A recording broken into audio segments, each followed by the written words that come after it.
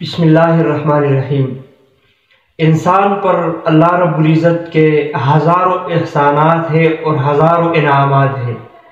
اللہ کی نعمتوں کو اگر انسان صرف اپنے جسم میں دیکھنا شروع کر دے تو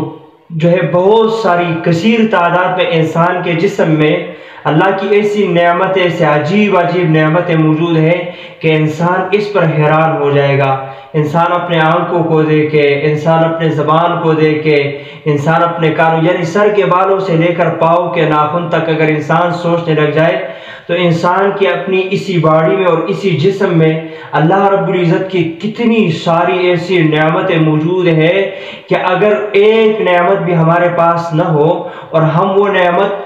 دنیا کے سارے بازاروں کو نیچے اوپر کر لے، پوری دنیا میں ہم گھوم جائے، بڑی سی بڑی ٹیکنالوجی کے پاس چلے جائے،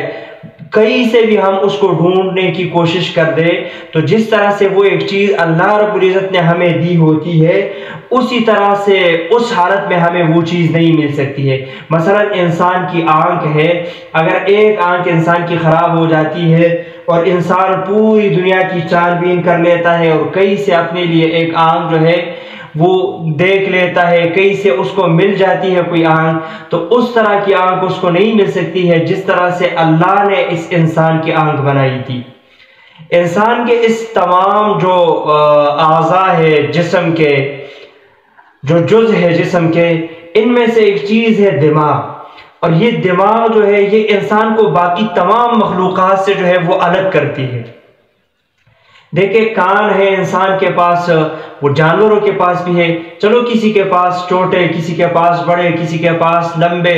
کسی کا وہ نقشہ کوئی اور طریقہ کسی اور نقشے میں، لیکن ہے تو سب کے پاس۔ آنکھیں ہے، یہ بھی ہے، البتہ دماغ یہ اللہ رب العزت نے جو دماغ انسان کو دیا ہے یہ امتیازی دماغ ہے، ایسا دماغ کسی اور چیز کے پاس نہیں ہے۔ اللہ رب العزت نے جو دماغ انسان کو دیا ہے اور یہی دماغ ہے جس کے ذریعے انسان اچھے اور برے کا وہ فیصلہ کر سکتا ہے، پاکی اور ناپاکی کا فیصلہ کر سکتا ہے، گرمی اور سردی کا فیصلہ کر سکتا ہے، کون سی جگہ رہائش کی ہے کون سی رہنے کی نہیں ہے اس کا فیصلہ کر سکتا ہے۔ یہ دماغ جب ایک چرسی کے پاس، ایک پوڈری کے پاس جب وہ اس پر پردہ آ جاتا ہے اور اس کا دماغ اور ایک پاگل کا دماغ جب وہ ختم ہو جاتا ہے، کام کرنا چھوڑ دیتا ہے، تو وہ پاکی اور ناپاکی کی تمیز اس کو کوئی نہیں ہوتی۔ اس کے کپڑے، اس کی شلوار ہر وقت وہ گندی رہتی ہے۔ اگر عقل ہے تو انسان شلوار کو وہ ناڑا کھول کے پیشاب کرتا ہے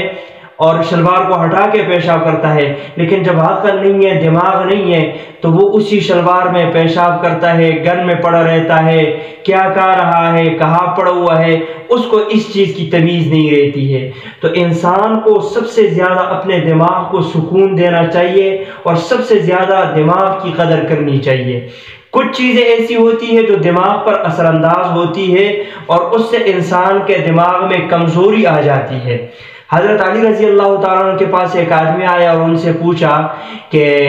ایسی چیزیں بتاؤ جس سے انسان کے دماغ میں کمزوری آ جاتی ہے۔ تو حضرت علی رضی اللہ تعالیٰ عنہ نے 4 چیزیں بتائی کہ یہ 4 کام ایسے ہیں کہ جن کی وجہ سے، 4 حرکتیں کہ جن کی وجہ سے انسان کے دماغ میں کمزوری آتی ہے، اور وہ ہے بار بار تیز آواز سننا۔ مثلا یہ جو ہینڈ فری یا کانوں میں لگاتے ہیں یا اس طرح تیز ڈیگ لگاتے ہیں، تیز آواز کے پاس بیٹھتے ہیں، تیز سپیکر کے پاس بیٹھتے ہیں، یا موبائل میں تیز آواز میں کوئی چیزیں لگاتے ہیں سنتے ہیں، ایسی تیز آواز بار بار سننا،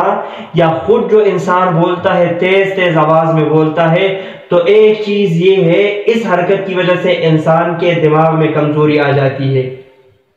دوسری چیز حضرت علی رضی اللہ تعالیٰ نے بتائی کہ تھوڑی دیر کے بعد کانا، یعنی کانا انسان کو ایک ہی مرتبہ وہ کھا کے اپنے آپ کو فل کر کے سائڈ پہ ہو جانا چاہیے، لیکن کچھ لوگوں کی عادت ہے تھوڑا سا کھایا پھر تھوڑی دیر کے بعد پھر کھایا، ایسے اس کی وجہ سے دماغ میں کمزوری آ جاتی ہے۔ اور جو تیسری چیز بتائی حضرت علی رضی اللہ تعالیٰ عنہ نے، وہ ایک ہی جگہ پر بیٹھے رہنا یا ایک ہی جگہ پر لیٹے رہنا، یعنی کوئی جسمانی کام نہ کرنا،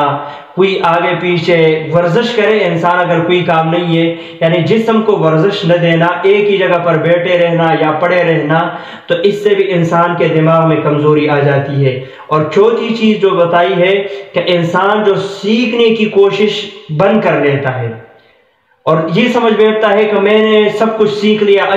ابھی مجھے مزید جو ہے سیکھنے کی ضرورت نہیں ہے، تو اس سے انسان کے دماغ میں کمزوری آ جاتی ہے، یعنی دماغ کا استعمال نہ کرنا۔ جو انسان دماغ کا استعمال کرنا چھوڑ دیتا ہے تو اس کے ساتھ ساتھ انسان کے دماغ میں کمزوری آ جاتی ہے۔